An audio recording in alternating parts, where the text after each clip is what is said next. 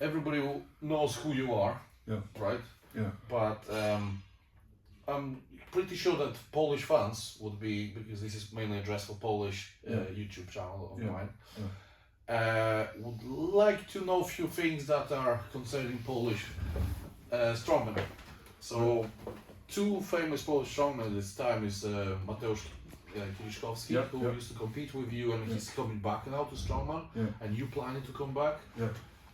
He's already came back after a series of injuries. And how do you feel about his performance? And because you're both coming back from not competing for a while. Yeah, I think he did. How do you feel about it? I think he did very well at Arnold Strongman Classic in Columbus, Ohio. He came second, if I remember right. He came second. Fix it. Yes, I think so, he came second.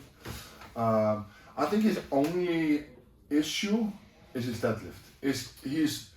He's overall amazing athlete. After this last Classic, I actually messaged him and I said, "Oh, finally you've learned deadlift." And he said, "Yeah, because he had torn lat, he had to start deadlift over from 70 kilos. He was building up patiently." And I think that that little, not so little injury, actually taught him better deadlift now. He's got much better technique than he used to be. That's just no aggression so far. No aggression. Well, hopefully he'll be able to improve his deadlift even more, because I think that's his biggest weakness right now. If he's able to get his deadlift up, he knows that. He knows that. He knows that, and I think everyone else knows. I know. I've had him here in this room as well, in deadlift over there in 2018, and well, after this he had some injuries, but back then the weakest was hamstrings actually. Hamstrings, and I think it's a lot of in the head, but he was very young back then. He was only 24. So people have to grow up mentally to deadlift 400 plus 500 or so. They usually petrify. So there's a lot in your head that you keep telling yourself you can't do it. And also you had an episode of going for boxing against Eddie Hall. Right, it was quite interesting to see. Thank you. And you got a win, by the way. Somehow I always know who's the better fighter. But I started as martial artist myself, so maybe that's my background from the age of 7. But never mind that. How do you see this? Because I had this period of going from powerlifting, strongman, then back to martial arts, and back to powerlifting again. I had the same kind of journey, just not I wasn't famous, obviously. And I know how you're losing strength, and that rebuilding strength and muscle memory. I'll say this is bullshit. But muscle memory, just what you remember in your head is more valuable. And how do you see this? Your comeback strength is going as quick as you'd expect, or not? Yeah, probably. Or even faster. I'm close to my best numbers in powerlifting now as when I was at my strongest. At my strongest, I was able to squat 440 kg. I was able to bench 250 kg and deadlift 410 kg. Now I'm very close to these numbers, and I just came back. So as long as you believe, I think that's the key. If you have a positive mindset about the training, about the journey, if you believe the training programs and the progress, I think anything is possible. I think my comeback was a bit of bullshit as well, because I was just jumping between sports, weightlifting, powerlifting, bodybuilding, weightlifting again, whatever. And you just determined to do one thing. So this is making one thing a lot easier. I did obviously strongman for 10 years plus. And was very successful in that. And I did boxing for 2 years and just did boxing. Was able to improve a lot in boxing. Now I've retired altogether from boxing, and I'm doing powerlifting. I'm going to do powerlifting for 1 year. And the goal for the viewers here, the goal is to break the all-time powerlifting world record raw with reps. The world record right now with reps is 1182.5 kilograms, held by Dan Bell. And I believe that Yeah, you're definitely capable. I've seen your record was started at 1,100 somewhere. Yeah, in a powerlifting, and I am very close to these numbers right now. I think that there's a possibility for me to total 1,100 kilograms April 15th, competing April 15th in Iceland, and I think it's a huge possibility for me to, you know, get 1,100 kilograms again. Mm-hmm. So if you, since you had this journey between strongman and boxing and back to powerlifting,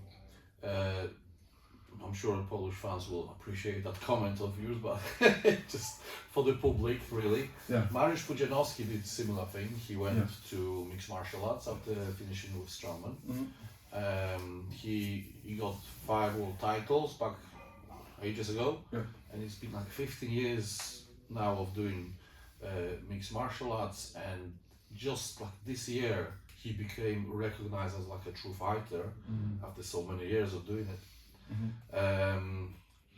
And what he's saying is he's got problem with getting rid of muscles for the amount of work he has to do. What do you think about this? Getting rid of muscles for the fight.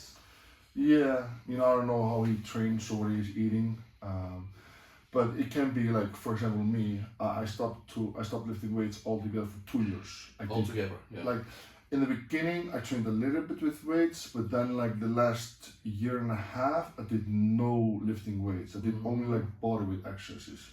Okay. Still, just doing that, I had a lot of muscles. Yeah. So I think just from being this size and for him being that size and muscular, it can be quite tricky because he's always training at the high intensity and also as well. Well, the way he's trained these days is like 20 repetitions per set. Yeah, 20 repetitions and probably doing a lot of conditioning work, a lot of fighting obviously. Yes. So yeah, it's just tricky, you know, he's already a very muscular guy and he's training at a very high intensity, so it's just tricky, you know, he just has a lot of muscles. You would basically have to just like start fasting maybe to lose more muscles. I think that could help him if he wants to lose muscles. I think fasting a long period of time could help him. That sounds horrible. That sounds horrible, but that's definitely gonna take some muscles away because you don't eat. You're not gonna. Yeah, I was lucky enough. I didn't have any problem with condition, but I didn't have to lose 50 kilos or something. Yeah. I just lost about 10, and that's it. My sparring partner, I remember, he was heavier than me, 105 kilos. Yeah. Nobody could ever get him tired. Yeah. And there was something kind of genetic endurance, I would call it, because he would just literally almost stop conditioning training. He just can't be stopped endurance-wise, but he was also strong. Well, strong for a powerlifter, so not for a powerlifter, for a martial artist, 150 bench or 205 deadlift, 100 kilos body weight. Okay, so when you're training now, is anything changed for powerlifting prep? Like, did you do exactly things as before, or you kind of learn new things, avoiding something? Is there any lesson that you've learned from all these journey from? I think this over the years it just became more disciplined, you know, with training, with nutrition, with recovery, with treatments. I think that's the thing that people sometimes lack of is being disciplined. Oh yeah, not only in the gym, but outside the gym as well. Yeah. Getting the 8 hours of sleep that you need, you know, having the treatments that you need, doing the hot and cold therapy, or even just like having rest days. I'm now training 4 times a week, and I make sure that I rest. So I train Monday, Tuesday, Thursday, Friday. I rest Wednesday, Saturday, Sunday. And I always keep it like that. And you know, I'm just focused on getting as strong as possible with the best diet as well. Obviously diet, as the viewers and you should know. And to be more specific, how many times a day do you think is best for you to eat? For you? Right now I'm eating 5 meals a day, but I will be upping it to 6 meals very soon. 6 meals. 6 meals. Soon, yeah. soon. Now I'm eating 5, but soon I'll add another meal. I'm around 177 kilograms. I'll probably be around 180 at the competition, and then in December, and I'll probably add another 10 kilograms or something like that. You're looking much more athletic than when I was last time saw you back in 2018 in the warm-up room when I was fixing Mateusz's shoulder. Yeah. And everybody was so told I had to look like that. Yeah. And then suddenly you entered and every strongman was looking like this, and I must be Hafthor. But you are also visibly on the face looking better. So did you change quality of your food? Did you go through something like intermittent fasting, for example? I recently started applying intermittent fasting more. I've lost some weight, by the way, but well, it feels so much better for me. Yeah.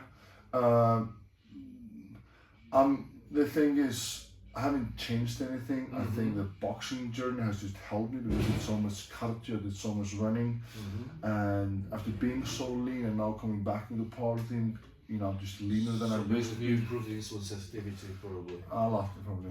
Okay. And how often would you deadlift? Because today Jamal was teaching you deadlifts, and I'm sending you, if you are watching this, to Hafthor Bjornsson YouTube channel. Just type Hafthor Bjornsson. It's very easy to spell, double S. And Jamal Browner is the other guy who's also been recording at the same day. They both will have videos with I think very good tutorial. I've seen how it was recorded. It was really full of knowledge.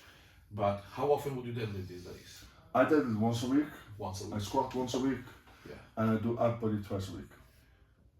So say upper body meaning bench press twice a week, or just yes, bench press and back. Bench press. So like upper body, I mean like. Yeah, I get it. Because squats and deadlifts are essentially the same muscles. Lower back. Twice a week. Yeah. Okay. So I focus on, usually Mondays I do squats,